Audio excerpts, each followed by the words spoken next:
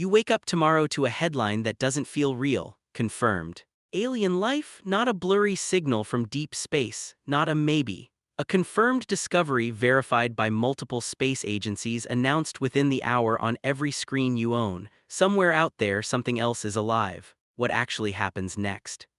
The first minute would feel like static in your brain, too big to process. The first hour would feel like the whole planet holding its breath at once. By the end of the first day, you'd realize this isn't a headline you'll scroll past. It's the kind of moment that splits history into before and after. Scientists have been quietly preparing for this moment for decades. Astronomer Frank Drake created an equation back in 1961 to estimate how many communicating civilizations might exist in our galaxy, multiplying together factors like the number of stars, the fraction with planets, and the odds those planets could support life. The equation never gave us a solid number. It gave us a framework for taking the question seriously. Would knowing the math existed for 60 years make the announcement feel less shocking, or would nothing really prepare you for hearing it confirmed? The nature of the discovery would matter enormously. A single microbial signature in the atmosphere of a distant exoplanet is a very different kind of news than a message deliberately sent our way. If it's microbes, the reaction might look more like awe mixed with curiosity, a profound scientific milestone that reshapes textbooks without reshaping your Tuesday. But if it's a signal, something intelligent, something that knew we were listening, the emotional temperature of the entire planet would shift into something closer to fear laced with wonder. Which discovery would unsettle you more, proof that life is common, or proof that someone else is paying attention? Astronomer Jill Tarter spent much of her career directing the search for extraterrestrial intelligence, listening for exactly this kind of signal. In interviews, she's often pushed back against the assumption that contact would be catastrophic, pointing out that any civilization capable of sending a detectable signal across interstellar distances would likely be far more interested in exploration and knowledge than conquest. Distance itself is a kind of safety. The nearest potentially habitable systems are still years, decades, sometimes centuries away, even at the speed of light. Would that distance comfort you, or would it just replace one fear with a slower, quieter one?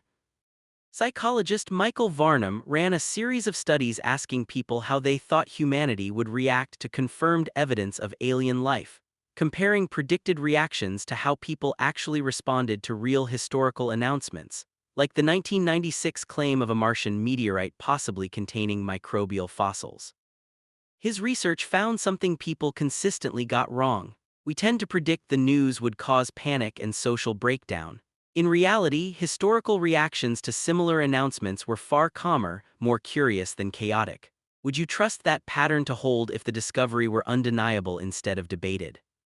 Within days, the practical questions would multiply fast. Religious institutions around the world would face doctrines built in various ways around humanity's uniqueness in the universe. Some traditions could absorb the news relatively smoothly, treating it as an expansion of creation rather than a contradiction of it. Others would face harder theological questions, the kind that take generations to fully work through, not headlines. Governments would face their own version of chaos, less about the aliens themselves and more about who gets to speak for the entire planet, who controls the data, and who decides what happens next. Earth has never had to present a single, unified response to anything. Would 8 billion people, split across nearly 200 countries, actually be capable of agreeing on how to answer, even if answering were possible? Meanwhile, something quieter and stranger would be happening inside individual people, the kind of shift that wouldn't show up in any news broadcast. For your entire life and every life before yours, the question of whether we're alone in the universe sat in the background as an open question, something poets and physicists could each interpret however they wanted. The moment it's answered even partially, that ambiguity disappears. You'd be the first generation in human history to know instead of wonder. Would that certainty feel like relief, or would it feel like losing something you didn't realize you valued, the specific comfort of not knowing? There's a strange symmetry hidden in this scenario, similar to the shock of realizing you're not alone in an empty house. For a moment, the reflex is fear, footsteps where there should be silence. But then comes the second reaction, slower, more complicated. If there's someone else here, the house was never really empty to begin with, it was just quiet. Humanity has spent its entire existence being the only known voice in an otherwise silent universe. Confirmation that we're not alone doesn't just add information, it changes the shape of the silence itself. Consider the astronomers, biologists, and philosophers whose entire careers were built around this exact possibility, people who spent decades scanning empty static for a signal running equations that mostly produced question marks. For them, this wouldn't just be validation. It would be the strange experience of finally reaching the end of a question they'd spent their whole working lives asking. What happens to the search once it's already found what it was looking for? Would that clarity feel like triumph, or would it feel oddly like grief for a mystery that had, in its own way, kept them company? And there's a deeper question sitting underneath all of it, one that has nothing to do with biology or physics.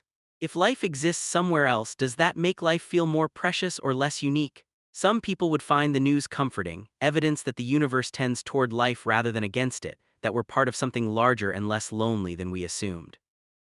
Others would find it destabilizing, the quiet realization that the story of Earth was never the only story being told.